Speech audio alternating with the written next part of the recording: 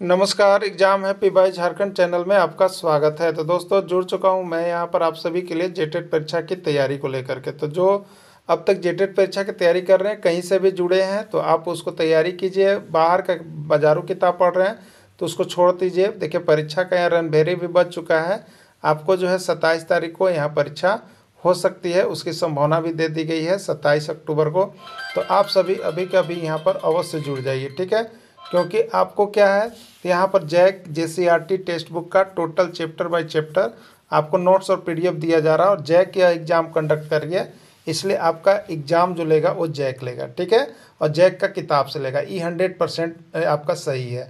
अब रही बात कि देखिए, हम लोग यहाँ पर अभी 1 से 5 का बहुत अधिक तैयारी हो चुका, क्योंकि टारगेट सितंबर का था। अब यहाँ पर आपका जो है, यहाँ पर प्रैक्टिस सेट चल रहा है, टेस्ट सीरीज चल रहा है, प्रीवियस ईयर क्वेश्चन पेपर चल रहा है।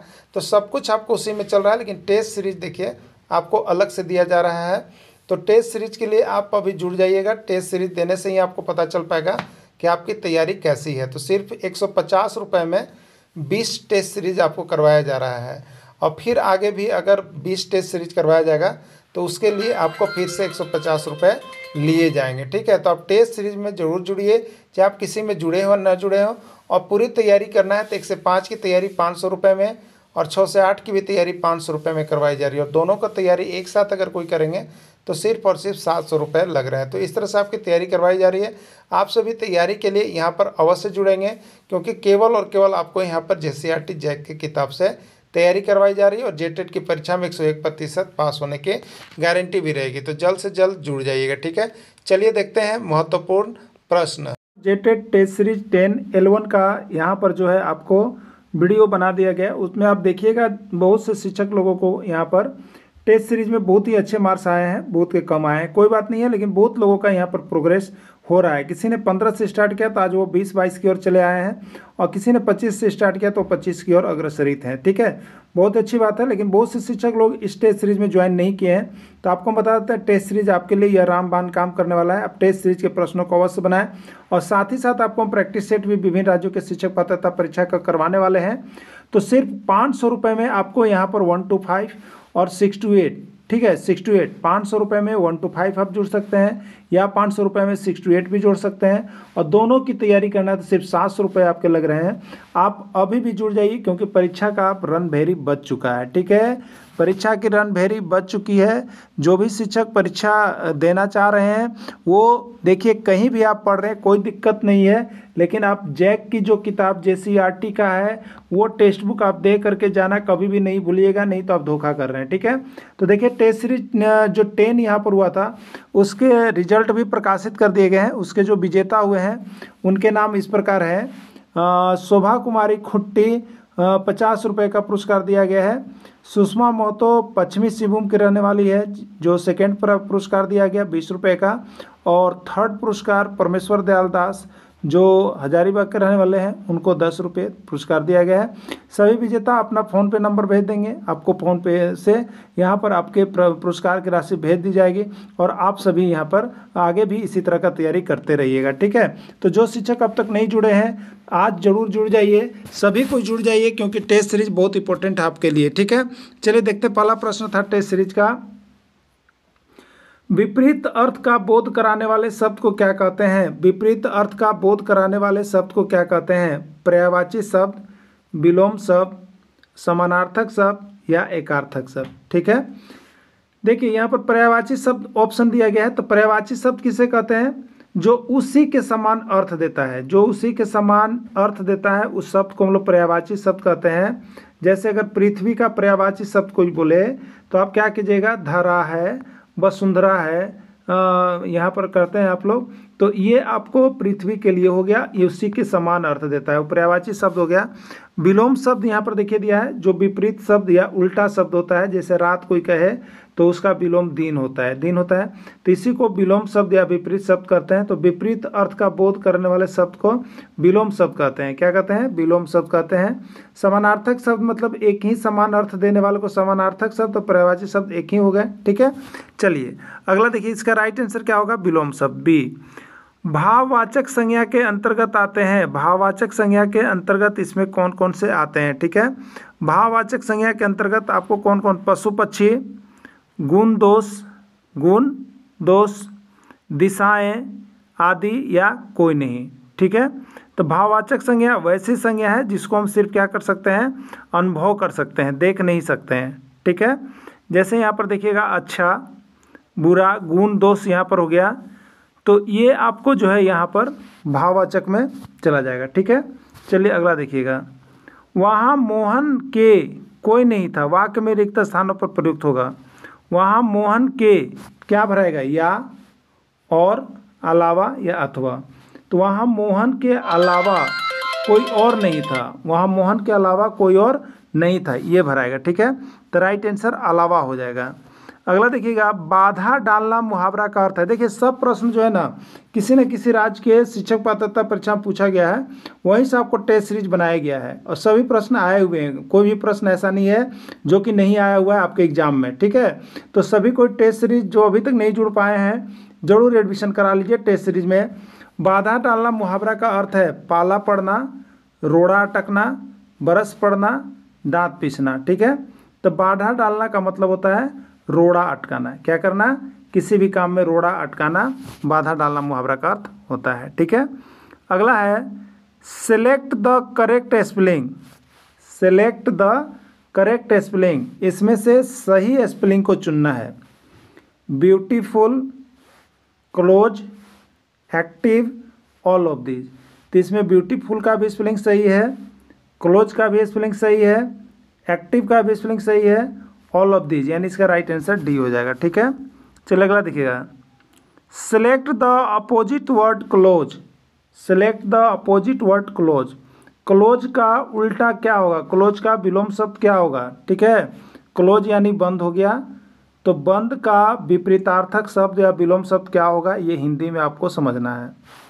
कोल्ड होगा, हॉट होगा, ओपन होगा, एक्टिव होगा। ठीक है, तो बंद का क्या होता है बताइए, ओपन का मतलब होता है खुला, तो बंद का विलोम क्या हो जाएगा, खुला हो जाएगा, क्या हो जाएगा, खुला। ठीक है, तो select the opposite word close, close का अपोजिट हो जाएगा ओपन। क्लियर, चलिए अगला देखिएगा।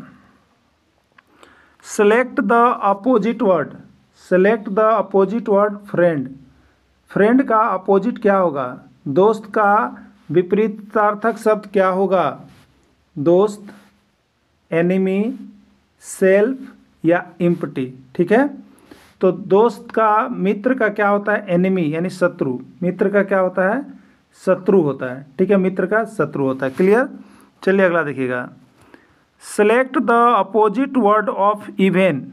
Select the opposite word of even. Even का अपोजिट वर्ड क्या होगा, इवेन मतलब यहाँ पर देखिए सम हो गया, सम संख्या, इवेन मतलब सम संख्या हो गया, सम हो गया, तो सम का अपोजिट क्या होगा, सम का विलोम क्या होगा, एवरी, ऑड, एम्प्टी या नेवर। ठीक है, तो इवेन मतलब सम होता है, ऑड मने विषम होता है, ऑड मने विषम होता है, तो सम का अपोजिट विषम होगा यानी इवेन का ऑड होगा। यही क्लियर हो गया। चलिए अगला देखिएगा। किसके जलने से सबसे अधिक वायु प्रदूषण होता है।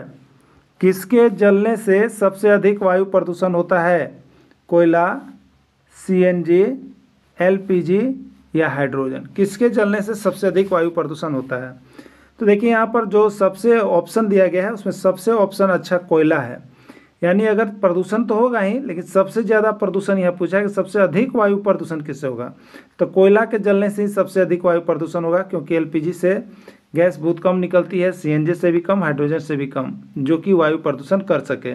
अगर वायु प्रदूषण कोई सबसे अधिक करेगा तो वह होगा कोयला। ठीक है, चलिए अगला देखिएगा। निम्नलिखित में से कौन सा पदार्थ जल में नहीं घुलता है। इसमें 4 ऑप्शन है, देखिए प्रश्न बहुत बार पूछा गया है। निम्नलिखित में से कौन सा पदार्थ ऐसा है जो जल में नहीं घुलता है इसमें। ठीक है, दूध, शहद, तेल या अल्कोहल, कौन सा पदार्थ जल में नहीं घुलेगा, यानी उसको हम जल में डालेंगे तो वो छहिल जाएगा या उसमें मिक्स नहीं होगा, अलग अलग हो जाएगा, वो चीज़ हुआ जल में नहीं घुलना।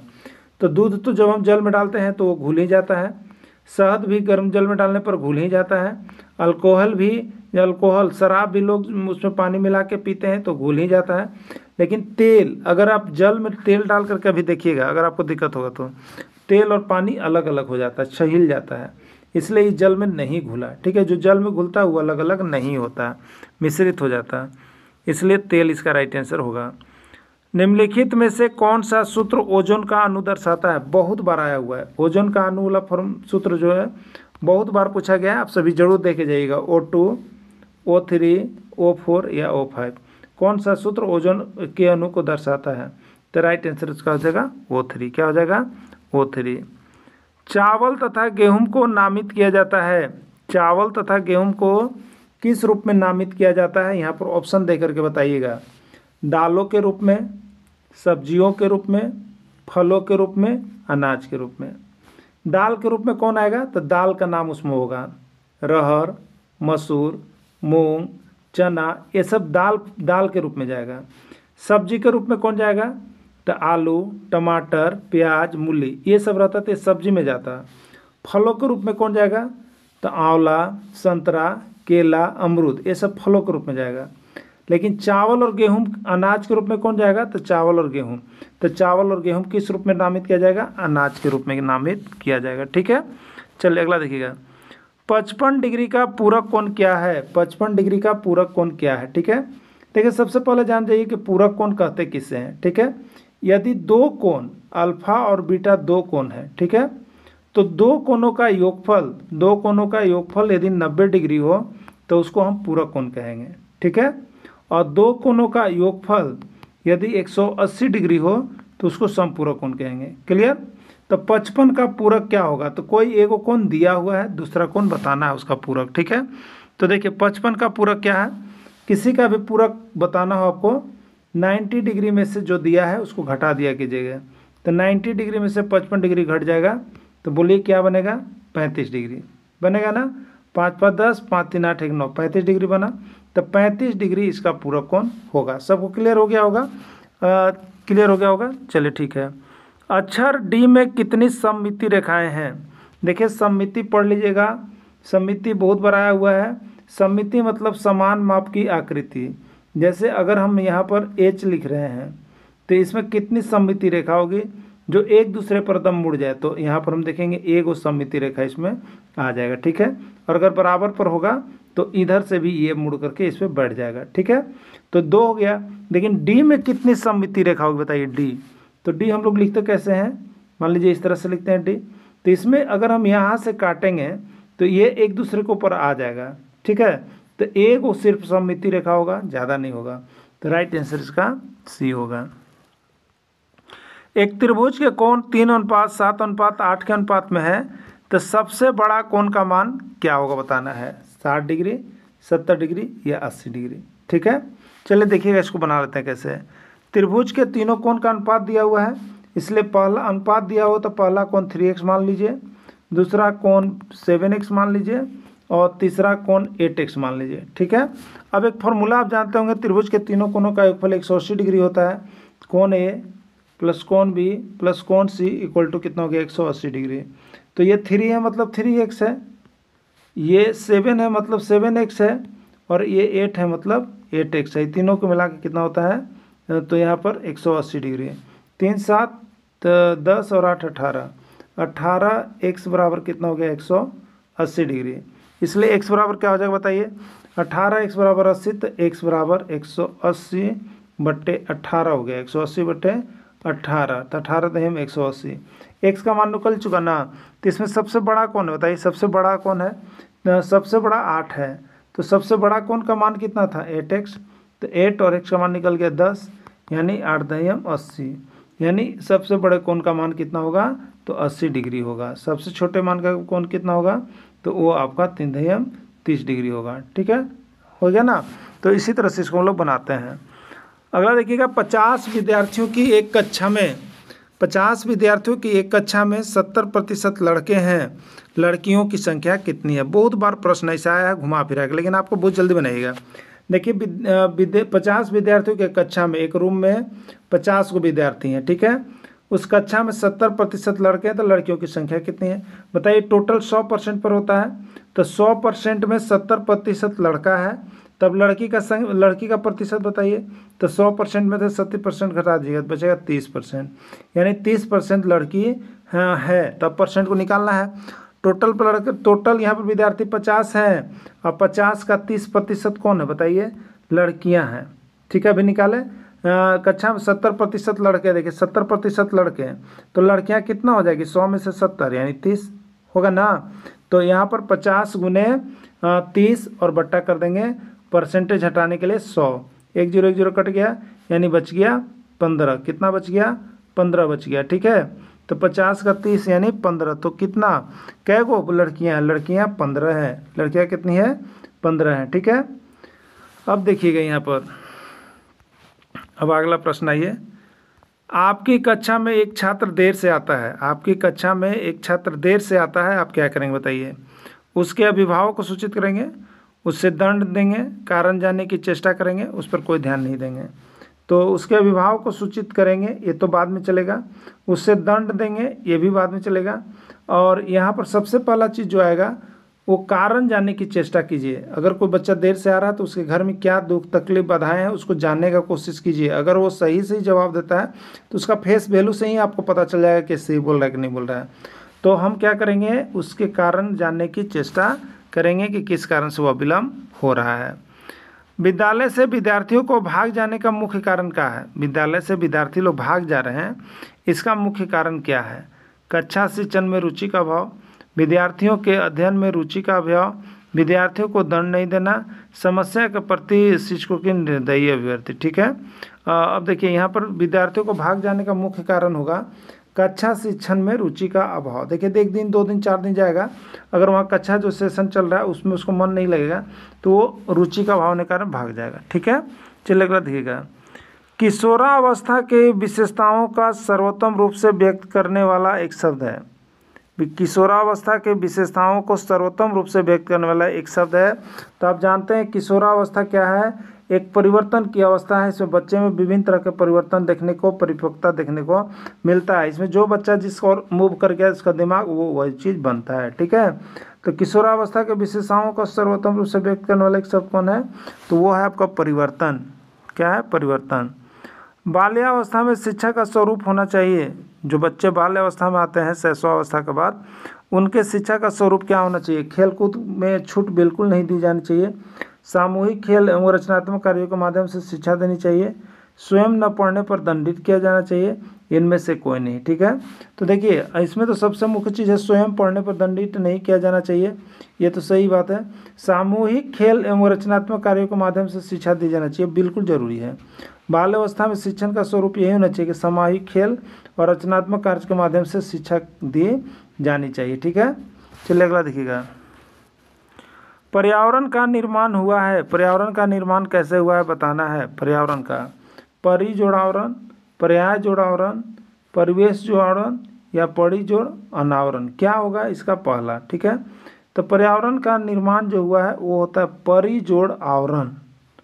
परिजोड़ आवरण पर्यावरण होता है। ठीक है, परिजोड़ आवरण पर्यावरण होता है, याद रखिएगा, बहुत बार प्रश्न आ गया।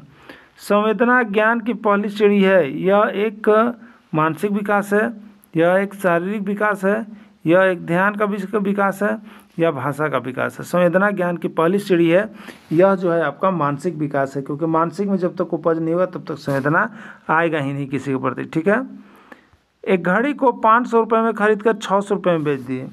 एक घड़ी को 500 रुपये में खरीदा लेकिन बेचा कितने में, 600, तो लाभ प्रतिशत बताओ। ठीक है, तो देखिए सबसे पहले आप लाभ निकाल लीजिए, लाभ कितना हो रहा है, तो लाभ बराबर विक्रय मूल्य माइनस क्रय मूल्य। तो देखिए 600 रुपये में बेचा जाता है और 500 रुपये में खरीदा जाता है, तो ये लाभ नहीं हुआ, ये आपको हानि का सौदा हुआ, हानि का सौदा हुआ। ठीक है, देखिए घड़ी को 500 रुपये में खरीद कर 600 रुपये में बेच दिया गया, तो खरीदा गया कितना में, 500 में, बेचा गया कितना में, 600 में, तो होगा क्या, क्लियर हो गया, लाभ हुआ क्या हानि। देखिए हम दोनों चीज़ आपको बताएं लेकिन आपके डाउट को हम देख रहे हैं।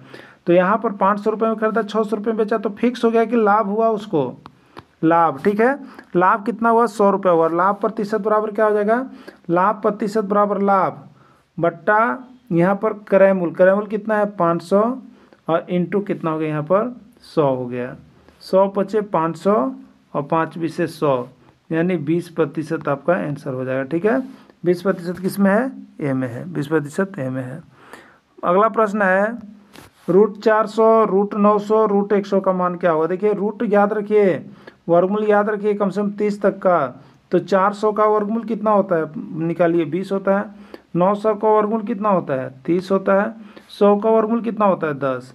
20 30 50 और 10 60, 60 रुपये हुआ ना, यही उसका राइट आंसर हो गया। 60 किस में आप देख लीजिए, तो 60 आपका सी में है, सी इसका राइट आंसर हो जाएगा। अगला है, बरसात के दिनों में कुएं में गए वर्षा के पानी को शुद्ध करने के लिए कौन सा रासायनिक यौगिक का उपयोग किया जाता है। पहला ऑप्शन है ब्लीचिंग पाउडर, विरंजक चूर्ण, CaOCl2। दूसरा ऑप्शन है मीठा soda, NaHCO3, sodium hydrogen carbonate. और अगला है धोने वाला सोडा, Na2CO3 धोने वाला सोडा, और बाकी कोई नहीं। ठीक है, तो देखिए यहाँ पर ब्लीचिंग पाउडर और विरंजक चूर्ण का सूत्र होता है CaOCl2। ये बिल्कुल सही है कि यहाँ पर जो है परेशानी आ रही थी। ठीक है, तो बरसात के दिनों में कुएं में गए वर्षा के पानी को शुद्ध करने के लिए कौन सा रासायनिक यौगिक का उपयोग किया जाता है, तो राइट आंसर इसका हो जाएगा ब्लीचिंग पाउडर या विरंजक चूर्ण, CaOCl2 हम लोग जानते हैं। ठीक है, चलिए अगला देखिएगा। आगे यहाँ पर पूरा कुछ आंसर दिया हुआ है, आप मिला लेंगे। अब मिलाने के बाद हमको व्हाट्सअप कर देंगे, अपने अपने पर्सनली नंबर पर करेंगे, किसी दूसरे के बहकावे में आकर के व्हाट्सअप नहीं करेंगे। ठीक है, इस तरह से आप वीडियो के अंत तक जुड़े रहें। धन्यवाद।